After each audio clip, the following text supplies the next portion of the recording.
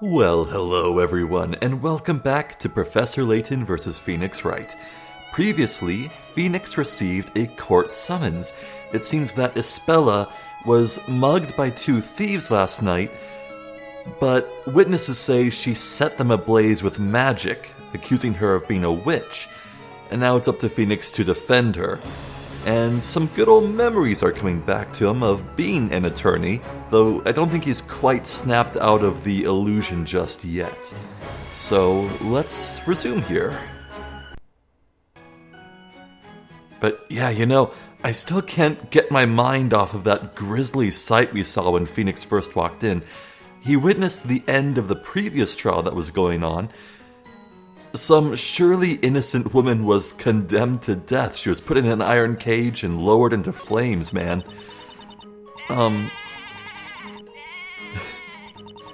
Yeah, no, I'm pretty sure that was not a swift death. I mean, she was probably boiled alive in that iron cage. It's grisly, man. It's dark. Anyway, we have Kira here. I think we need to contradict this, so... A faint voice cry out. Wait. Oh yeah, it was this one. That's right. Yeah, I suspect Kira as being the killer, but this is the one. Not a trace of fire to be seen in the area. But what about the lantern? Objection!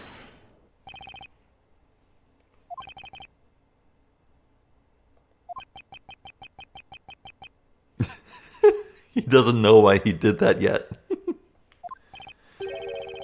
What is the matter, Defender?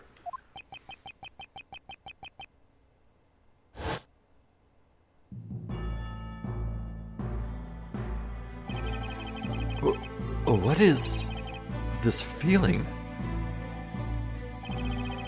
I just felt the urge to shout out right from the bottom of my lungs, while pointing my finger. Objection. I can't help but feel that's a word I've used quite a bit in the past. That's it. I remember now. I remember everything. The Legal League of Attorneys exchange. Isabella's trial. And then... that strange book.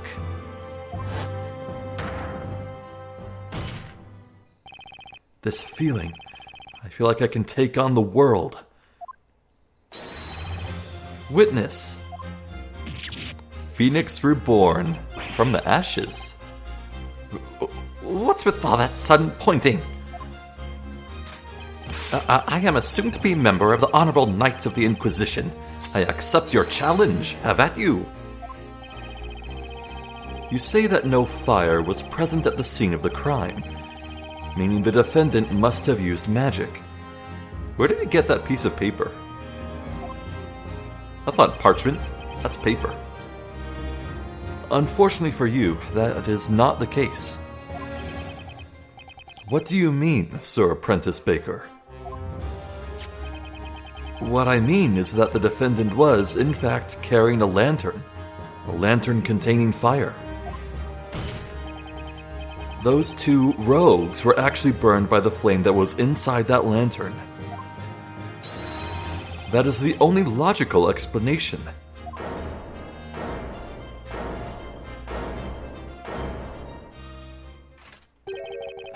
My, what a startling conclusion you've come to, Sir Apprentice Baker.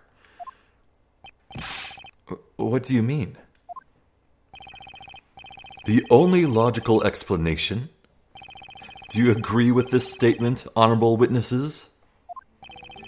It is presumptuous for a man that knows nothing to claim that he knows something about which he really knows nothing. Huh? Besides, how could one teeny tiny flame be strong enough to set them both ablaze like that? There were two of them. How could that flame engulf them so fast? Oh. Furthermore, if they did burn as you claim they did, do you mean to suggest that they were soaked in oil or something? Oh, Well, Sir Blue Knight, it would seem you have bitten off more than you can chew. Yag! I definitely didn't see that coming. What say you, my lord? Do you have any thoughts on the proceedings thus far? Given the testimony as we have heard it, this court has come to its conclusion. 'Twas a truly gruesome and merciless act, an act for which only one thing could be held responsible. The nefarious crime of magic. Hold it! Wait just a second. Is there something you have forgotten to mention, Defender? Not exactly, Your Honor. It's just that, you just said magic. That can't be right, can it? What are you suggesting, Sir Apprentice Baker?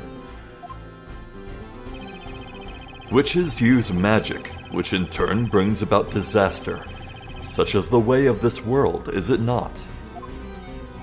Well, yeah, that may seem to be the case.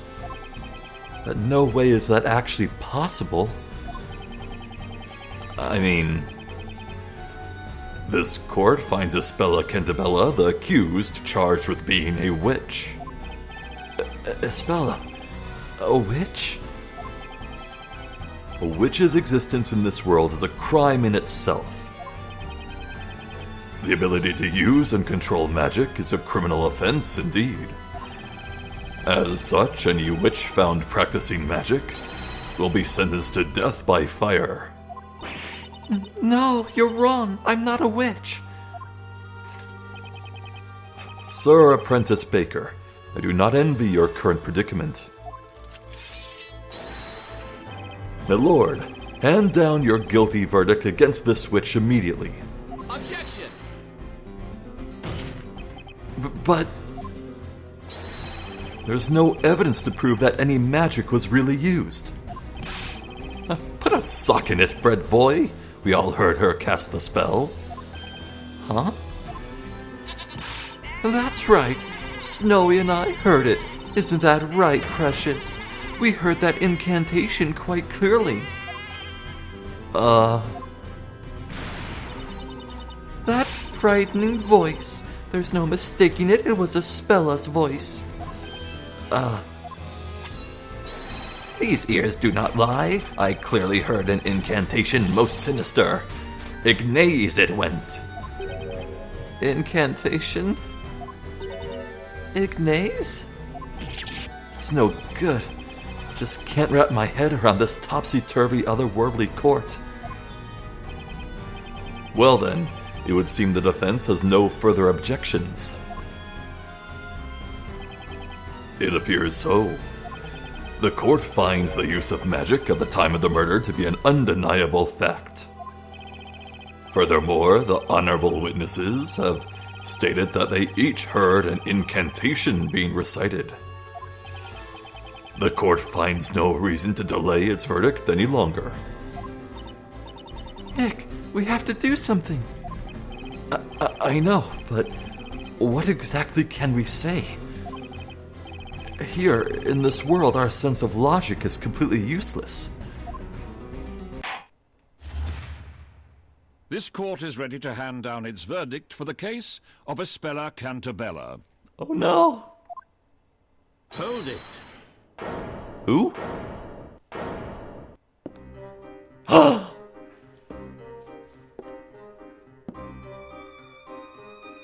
Your Honor, I request that the court hold its verdict a moment longer. Hell yeah! I did not expect him to show up. Oh my god! What is the meaning of this intrusion? I have something I believe will be of use to the defense. A weapon of sorts. Is that the Grand Grimoire? That's the Grand Grimoire. All of this world's magic is contained within its pages. Without it, this trial cannot reach a satisfactory conclusion. The Grand Grimoire. Hell yeah! Hey, where'd Maya go? We meet again, Mr. Wright. Well now, it seems things are already afoot here, although the real contest begins now. Are you fully prepared? So, are you here to help us? Of course! The professor always helps people in trouble. It is the duty of every gentleman. Right, Professor? Professor? There is a saying that I find quite useful in situations such as this. There is a time for words and a time for action. Right. You have been working as a baker in this town up until now, have you not? I must say, I am a little mystified. I'd have expected you to be more familiar with this world and its system of magic. Yeah, how can I put this? I guess that's not quite the full story. Is that so? I kind of had an epiphany just now. I remembered all sorts of things, like I'm not actually a baker. And, well, how magic can't really exist. Then it would seem I was correct about you, Mr. Wright. You are not, in fact, a citizen of this town. Is that correct? Right. At least it seems that way. However, for now, we have no option but to accept this world and its rules as a reality. Without first understanding those rules, I'm afraid you will not be able to save Miss Cantabella. But things like magic only exist in fairy tales and make-believe. I'm afraid, Mr. Wright, it would seem magic does in fact exist in this world. Such a truth cannot be denied. Indeed, that is why the Grand Grimoire is a weapon well suited for this witch trial. At the moment, you are tantamount to a knight without a sword.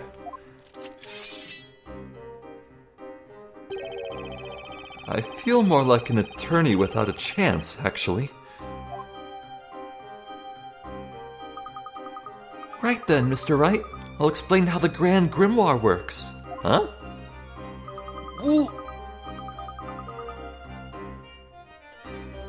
Oh, that's not just any old piece of evidence. That has its own dedicated button on the UI? Huh? Okay. Touching the Grand Grimoire button will open up the Grand Grimoire. Gee, who would have guessed? You would be able to present spells from the Grand Grimoire in much the same way you would present evidence. This book will surely be a most important asset for us in this trial. Oh, that reminds me. I've gone ahead and bookmarked the spell Ignace for you. Neat. Ignace. That's the magic spell all the witnesses said they heard, right? Nick, you should take a look at that spell. Yeah, let's do that. Summons a circle of flame within a 1 meter radius of the caster. Requires an incantation and a scepter to cast. Aha. Well, Espella does not have a scepter, now does she? God. Previously in this playthrough, I actually brought up a certain video game, Ni no Kuni, Wrath of the Right Witch. When I first brought it up, I was talking about how like it was set in an isekai world, another world, and in both the normal world that the protagonist was from and the magic world, everyone had a counterpart. There were two of the same people in the game. But also in that game, I can't help but remember there was this glorious spell book that the protagonist carried around. It was like 400 pages long of just real wizardy stuff. It had like data of like every spell in the game, a bunch of flavor stuff, cool illustrations, every like monster and item, and it was like best part of the game. Just this 400 page long tome that you really could just leaf through and read. It was so cool. And all I'm saying is that this really reminds me of that as well. But it only did that in the first place because I already brought up Ni no Kuni already. Hey, if you like RPGs, go play Ni no Kuni Wrath of the Right Witch. It's a good game. I recommend it. Go do that.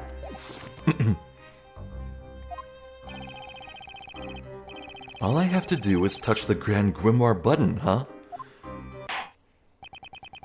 The defender has been given more than enough time. It would seem this trial has reached its end. Is that understood, Sir Apprentice Baker? This case is quite straightforward, with very little room for doubt. The witness's testimony, coupled with the illustration of the time of the murder, makes it quite clear what must have occurred. This murder was the result of magic, and furthermore, the caster of said magic was none other than the accused. Well, she has one hand on a lantern, and another hand on a pail of milk. Wherefore, then, does she hold the scepter? Maybe she uses three-sword style. That, Sir Apprentice Baker, is the truth. Best you go back to baking, for I believe your days in the courtroom have crumbled. Is everything okay, Mr. Wright? Yes. It would seem that photographs do not exist in this world. Photos don't exist? I guess that makes sense. Ye old time period and all. The sketch drawn by the court illustrator. Therein lies your final chance, Mr. Wright. My final chance? I understand the witnesses have already finished their testimony. However, if you could perhaps find a clear contradiction within this illustration. There's another contradiction? In that case, there's still hope that I can turn this around. Mr. Wright, you have to hurry. Look, the judge. That is so threatening. He looks ready to deliver his verdict any second now. This is it. This is my last chance. What should I do? Who would ever press give up? Who would use a hint coin on that? 1 second, Your Honor. The defense requests permission to have another look at the court illustration. I think there might be a contradiction in there. Objection! You are already out of time. All testimony and evidence given thus far has been proven to be accurate. Objection! I wouldn't be so sure, Inquisitor Barnum. There's just one thing you've overlooked. A piece of evidence within this book. The Grand Grimoire. Absurd. I overlooked something? You are the defender here. You should have examined the tome earlier. You're right, I should have. But unfortunately, I was nothing but a simple baker until just now. Interesting.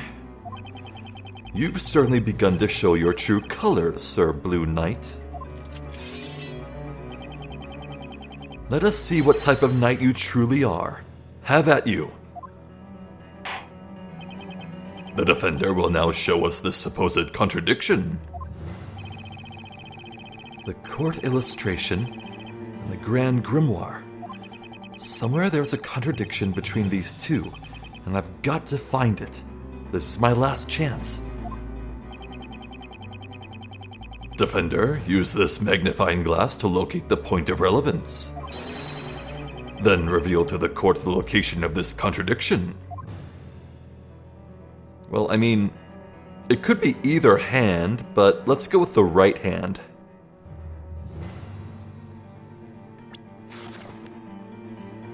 I guess we present the hand. Got it! The contradiction is right here. The hand of the accused? She seems to be holding a lantern. What is your point? According to this tome, using the spell Ignaze requires the use of the witch's scepter, as well as an incantation. Isn't that right? Correct. For witches to use magic, they must be in possession of a witch's scepter, also known as a telea magica. If that's the case, then there's one thing that doesn't add up. Take another look at Miss Cantabella's hands. Tell me, do you see the witch's scepter in either of her hands?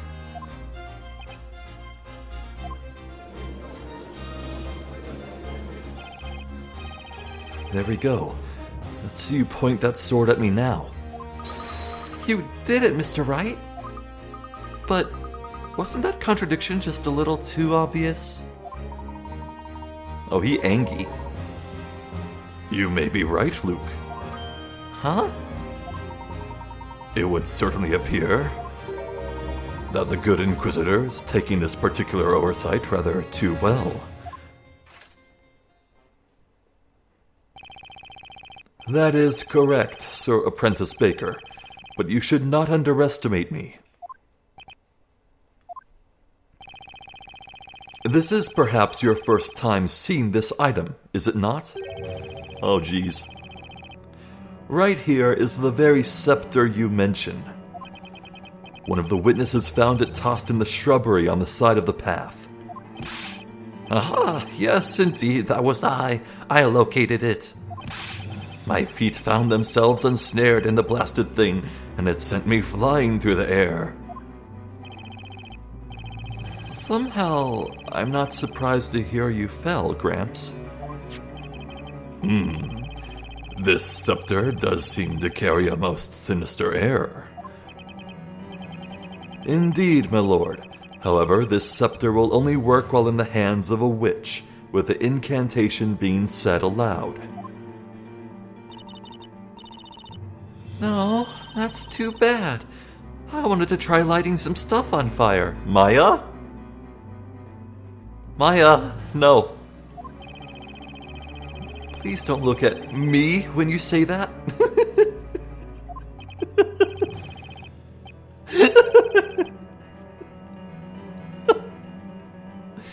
Oh, no. You see, there are two magic gems set in this scepter. Magic gems. Looks like a red gem and a white gem. These gems each contain a particular magic spell. By simply looking at these magic gems, one can easily determine which magic spell can be used. Well, I would guess that the ruby is fire. I mean, after I'll look at it, it's shaped like a flame. But what then is the white spell? Nick, quick, look at this page. Oh yeah, that is a ruby. Huh. I thought that was just like some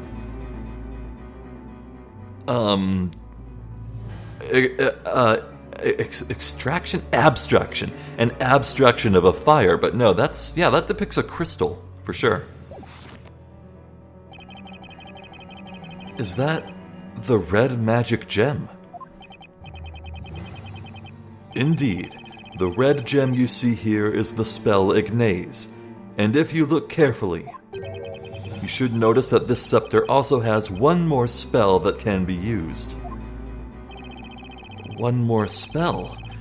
That must be the white gem. Mr. Wright, I found it. Here's the spell for the white magic gem. Dimir, Vanishing Spell.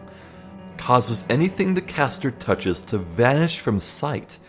Simply chant Amir to make it reappear. Huh. Demir and Amir.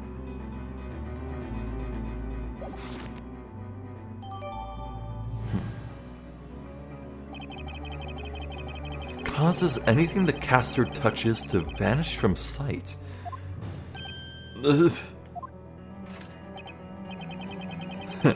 I see you managed to work it out in that crusty head of yours. That's just... It can't be. The reason the witch's scepter couldn't be seen is because the magic spell Demir had made it disappear.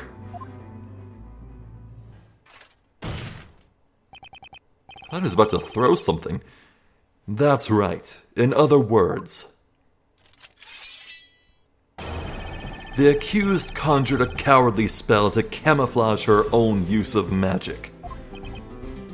No. No way! Order, order, order! Inquisitor Barnum, please submit the scepter into evidence. Objection! Hold on, please. Is there a problem, Sir Baker? Okay, I understand this is a witch's scepter. However, whether or not the scepter was in Miss Cantabella's possession has not yet been proven.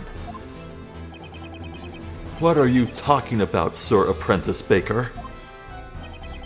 Isn't it obvious? I'm talking about fingerprints.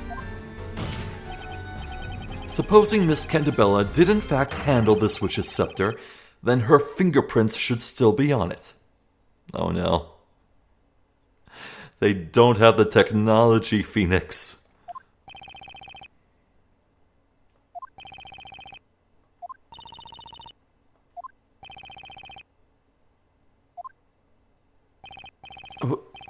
What's with this silence? You said fingerprints? Inquisitor Barnum, tell me, just what is this Baker blabbering about? I haven't the slightest clue, my lord. It is the Baker's first time in court, after all. Huh? I'm afraid it's no use, Mr. Wright. In this world, it would seem the concept of fingerprinting does not yet exist. What?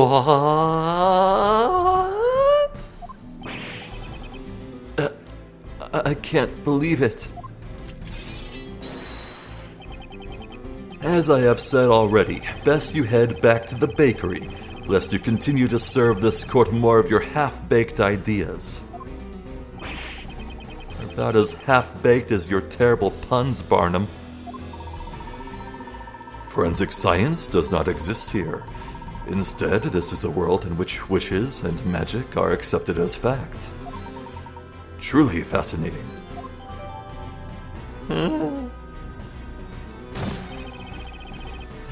What the heck? There are just way too many things I don't know about this world. Mr. Wright, I believe you may be able to take these things you don't know and use them to your advantage. Huh? The Inquisition believes there is no room for debate on this matter. The accused clearly attempted to conceal her magic. Better luck next time, Sir Apprentice Baker. Mayhap your next loaf will not leave such a bitter taste in our mouths. Now then, my lord, I believe it is time. I ask that you render your unwavering verdict. Objection!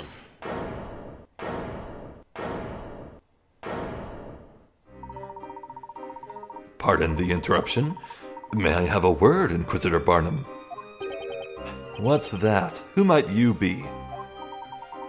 My name is Herschel Layton. I'm a friend of the accused. Inquisitor Barnum, please allow me to confirm what you believe happened on the night of the crime. You claim the witch's scepter was made to disappear through the use of magic. Is that correct? Indeed, through the magic spell Demir. If possible, would you mind providing proof of this particular claim? What? You claim the scepter was not seen.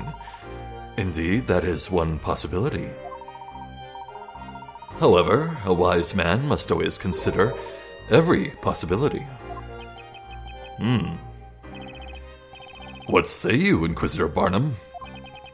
Can the Inquisition fulfill the request presented by the gentleman with the unusual hat? The Inquisition cannot honor this request for proof.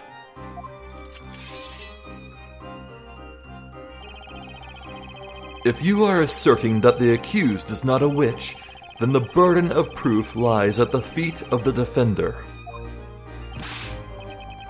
Come on, it's the Inquisition's job to prove that a crime was committed. As I thought. Indeed, it would appear the accepted method of thinking in this world differs greatly from our own. How regrettable, Sir Apprentice Baker. And you, Sir Dark Hat. Dark Hat. Whoa! Inquisitor Barnum, sir. Should you require it, I stand ready to lend my testimony. Would anyone care to purchase any pre-testimony flowers? I've got a lovely array of bewitching lilies. Snowy and I will not be dismissed so easily. We came here to expose the identity of this witch. Isn't that right, Precious? A witch's scepter, you say? Yes, I know of such a scepter. Allow me to elucidate the matter. What do you think, Inquisitor Barnum? Your witnesses appear to have something to say on the subject. Very well. Most honorable witnesses, I grant your request to testify once more. Tell the court all you know regarding this Talia Magica. Oh, well, we've somehow managed to keep the trial going. I owe you one, Sir Dark Hat. Please, Mr. Wright, Mr. Layton will suffice for the time being. Wasn't that internal dialogue? How did he hear that? So my guess is, they said that the scepter was hidden by uttering the word Dimir. But clearly at some point for that to be true, at some point someone would have to cast a mirror to make the scepter visible again. Who did that? Like, the chain of events they're trying to set up here is that Espella hid the staff as a spell, cast Ignace to burn the crooks, then threw it in a shrubbery.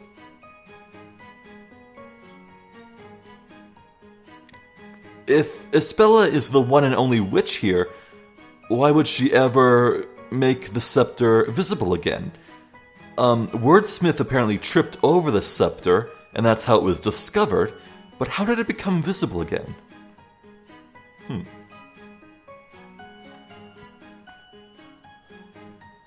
Well, let's go on then. When I saw her, the witch was carrying a large milk bucket in one hand and a lantern in the other. The girl had the lantern hanging from her wrist. Her hand was contorted in a strange way. I got a good look at her hand, and it looked for certain that she was gripping something. The witch was holding a scepter in her right hand. She did not drop it once before she was apprehended. I see. The accused's hand was contorted in a strange way. I do believe this is quite an important piece of testimony. I saw it. I most certainly saw it. She was holding an invisible scepter. We saw it, too. It was the girl up there, without a doubt. I as well. These old eyes don't see as well as they once did, but I witnessed the hazy, blurry form of the accused quite clearly. Come on, dude. Don't tell the court you're blind. My eyesight is as sharp as the edge of my trusty blade. So not sharp at all, then? A toy sword. How fascinating. Although I wonder if he understands the implications of that analogy on his vision. Sir Baker, you may proceed with your interrogation. Mr. Layton's given me another chance. I can't let it go to waste.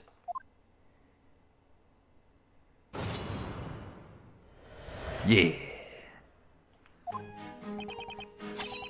When I saw her, the witch was carrying a large milk bucket in one hand and a lantern in the other. Hold it! The large lantern you mentioned is this one, correct? There is no mistaking it. That fiendishly fiendish form with its case darker than the darkest of nights. That was the lantern. It's just a normal lantern. What is this? It would seem the glass is shattered.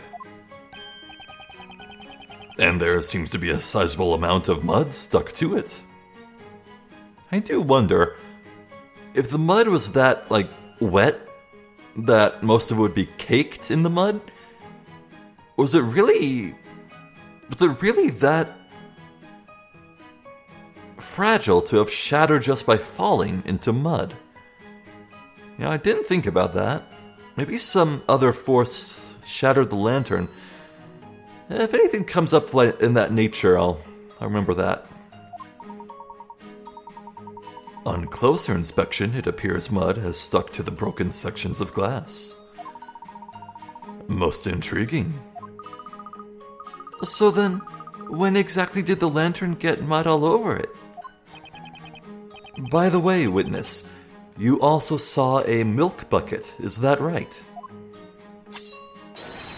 Indeed, I would bet my sword on it. And yet that milk... Wait a second! Wait just a second! If that sword is made of rubber, how is it made of rubber? Rubber is a really complex material. Really complex. That's a recent invention. That is an anachronism. Well, whatever. I guess if the storyteller wanted there to be rubber in his world, he can have rubber. And yet that milk bucket mysteriously vanished from the scene of the crime. How many times must I say it, Sir Apprentice Baker? The problem is the Black Lantern. The girl had the lantern hanging from her wrist. Her hand was contorted in a strange way. Hold it! She had the lantern hanging from her wrist. Are you sure? Of course we're sure. If that wasn't it, then how else would the girl manage to hold her invisible scepter? Ma'am, please, just testify about what you actually saw. We just said that's what we saw. Isn't that right, Snowy? Indeed, a handle as wide as this could be easily hung from the accused's small wrist. Yes, that's what we were telling you. Isn't that right, Mummy's little snowball? It's no good. They're all bent on assuming Isabella was holding that scepter. It seems it may be best not to pursue this particular line of questioning any further. Well, that's just super. Poor Maya, man. Her role has been completely replaced. I got a good look at her hand, and it looked for certain that she was gripping something. Well... Oh, son of a... You tell me I don't have the illustration anymore? Well, neat, I can look at it closer. Cool staff design, by the way.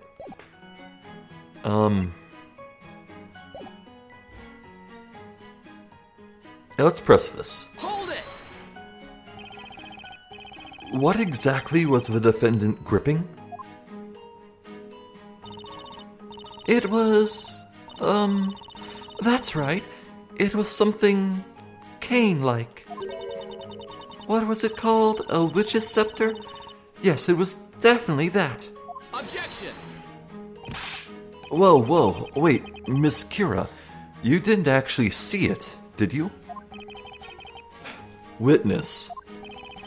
This cane-like object, was it perhaps roughly this size? Oh, why, yes, it was exactly that size. It's no good. They're all bent on assuming Espella was holding that scepter. It seems it may be best not to pursue this particular line of questioning any further. Well, that's just super. The witch was holding a scepter in her right hand. She did not drop it once before she was apprehended. Hold it! Let me get this straight. There was no way for you to see this invisible scepter, was there? Well, now, that's common sense, boy. One cannot see what is not there to be seen. In that case, there was also no way you could tell whether or not she might have dropped the scepter. Well, these old eyes of mine honed in on her hand, like a hawk, until they couldn't see straight. The young lady was most certainly holding an invisible scepter in her right hand, while at the same time also carrying the lantern. Or do you perhaps possess some piece of evidence to suggest that she dropped the scepter? There hasn't been any evidence so far to suggest Espella was holding the scepter. Evidence suggesting the scepter was dropped. Now that is an interesting idea. Uh-huh. If Espella did not have the scepter in her hand, it would have been impossible for her to have used any magic. Well, yeah, that's true. I don't suppose. Might there be a piece of evidence that could prove this? Something to prove that Espella was not holding the scepter at the time of the murder. In other words, evidence to show that even if Espella had been holding the scepter, she would have dropped it.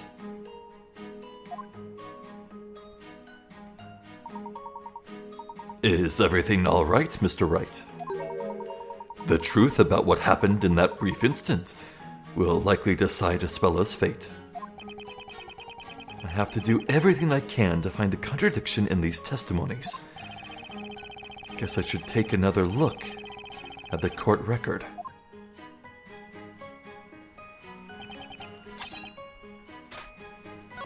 Yeah, it sounds to me like we need to contradict something that Wordsmith says.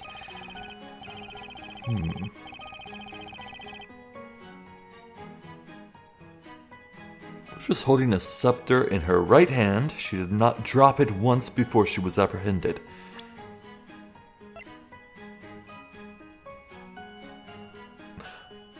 Oh, that's clever! Oh, that's really clever! Oh man, it just clicked. Right, so if Espella was holding the scepter in her hand, if she clutched it tightly, then it would be impossible for the lantern to slip off of her wrist. But it clearly did. It's covered in mud. And it broke. Oh man, that is so clever. That's awesome. Objection! There's a high probability that Miss Cantabella was not holding the scepter. But if, for the sake of argument, she had been holding it, she would undoubtedly have dropped it at the time of the incident. What do you mean? What I mean, Inquisitor Barnum, is that this lantern proves the defendant was not holding the scepter. Objection! What foolishness are you spouting, Sir Apprentice Baker? The lantern's handle was around the accused's wrist. Objection!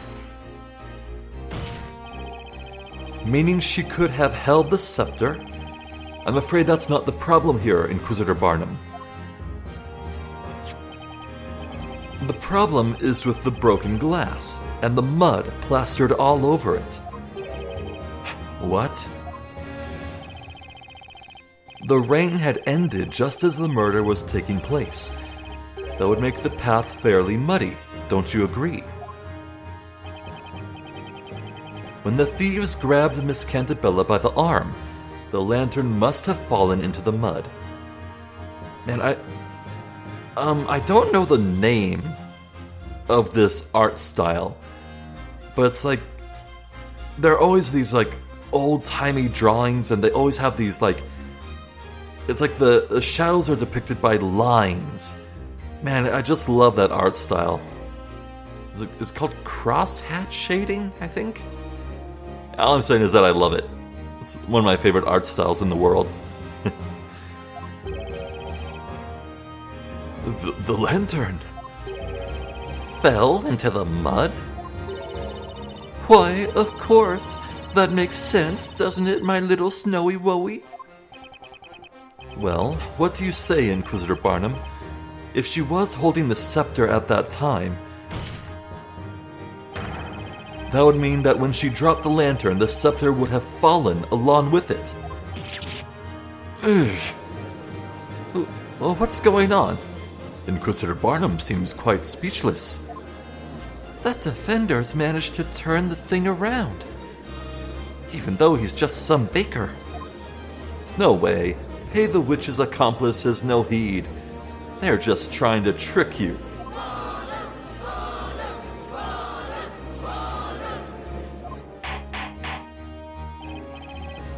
That?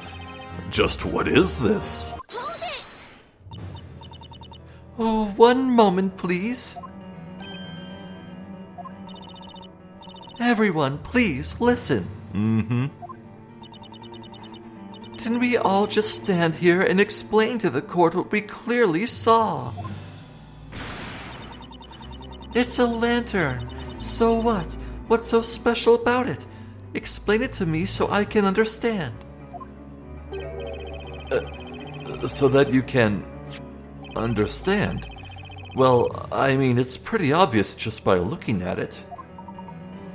Mr. Wright. What is it, Mr. Layton? There is something about this witness. Miss Kira, was it? Tell me, Miss Kira. How good is your eyesight exactly? Huh? As you just heard Mr. Wright explain, the answer to your query is quite obvious at a glance. Tell me, are you able to see the mud present on this lantern? Mud? What mud? What are you talking about? Your Honor, did you hear that just now? Yes, indeed. What does it mean, exactly? It means that Miss Kira's poor eyesight is the reason she cannot see the mud present on this lantern.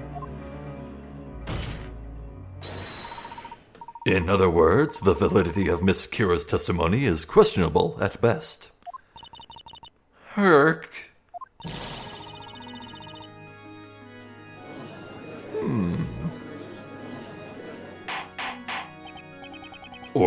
Order in the court? What is the meaning of this? What say you in your defense, witness? I highly recommend you give us nothing but the truth. I'm sorry, Inquisitor Barnum. It's true. I need to wear glasses. All the time, in fact. You need to wear glasses? Now that you mention it, I did notice something odd about you today. Oh, I thought you looked familiar. Gone is the mist that clouded my mind. In its place, clarity. Fair maiden, a pair of spectacles are as valuable as a shield to a knight. Make haste and procure another pair. Now then, Miss Kira, tell me, at the time of the incident, were you wearing your glasses? No, I was not wearing them. The truth is, I lost my glasses a couple of days ago. You lost them? So, her glasses were missing during the time of the incident.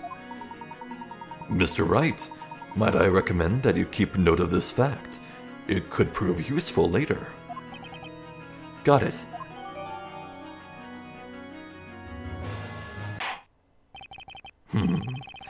Am I to believe there was nothing left to prove on this matter? At the time of the murder, the accused did not have a witch's scepter in her possession.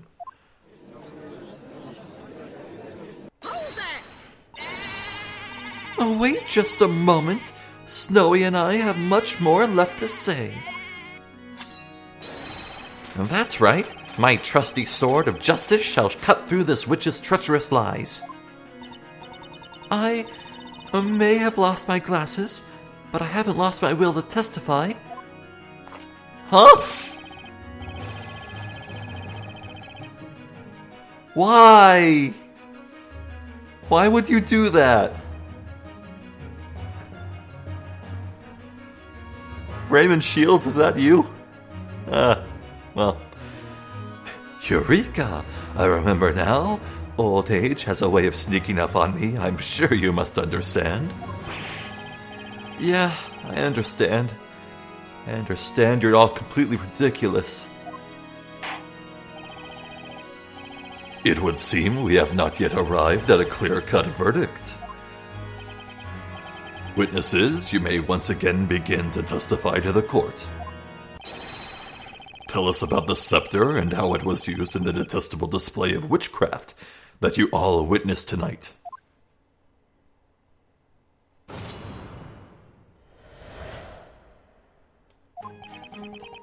The girl was not holding the scepter in the same hand as the lantern, which means it must have been in her other hand. Oh, come on, dude. The accused is holding a milk bucket in the court illustration. Who's to say she wasn't also holding the scepter in that hand? That milk bucket is lighter than it looks. Even Snowy could carry it, so she could have easily held the scepter as well. I did not see this milk bucket. Everything felt like an illusion.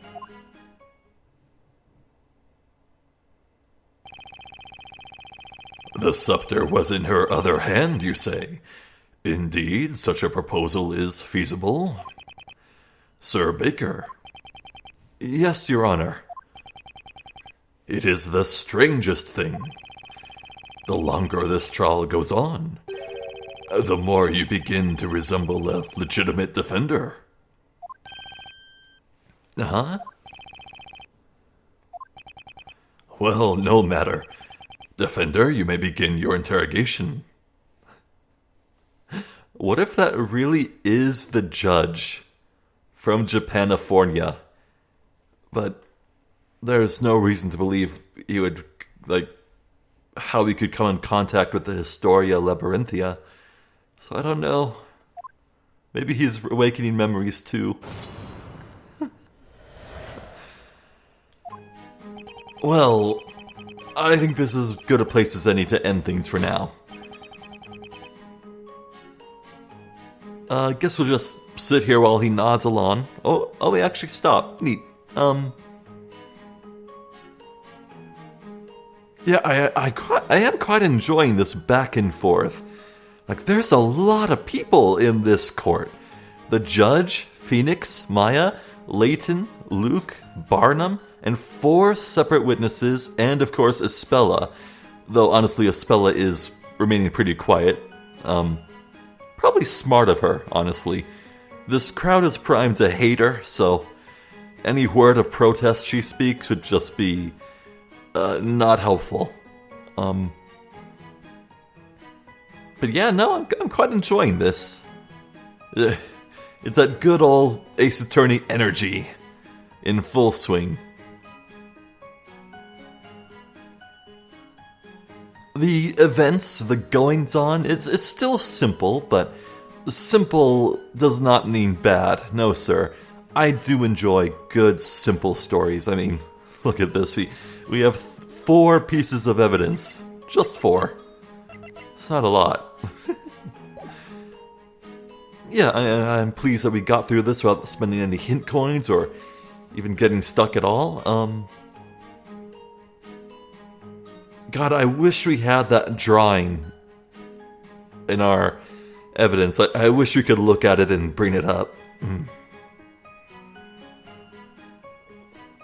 So actually, I do wonder, there are definitely going to be multiple more court sessions for Phoenix Wright. In that case, would every defendant be a accused witch?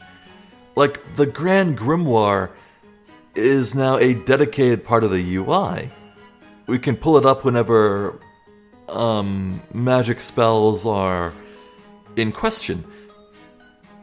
Are there going to be a ton of spells added to it that get bookmarked and we'll have to refer to it?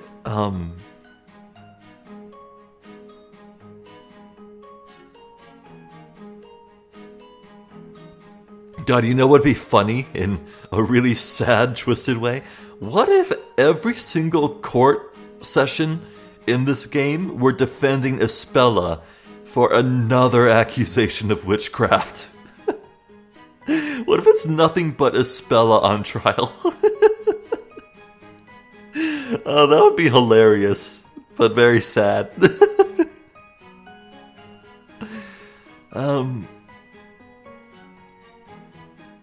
Yeah, so another thing I'm wondering, I didn't expect Layton to burst in and join in on the fun.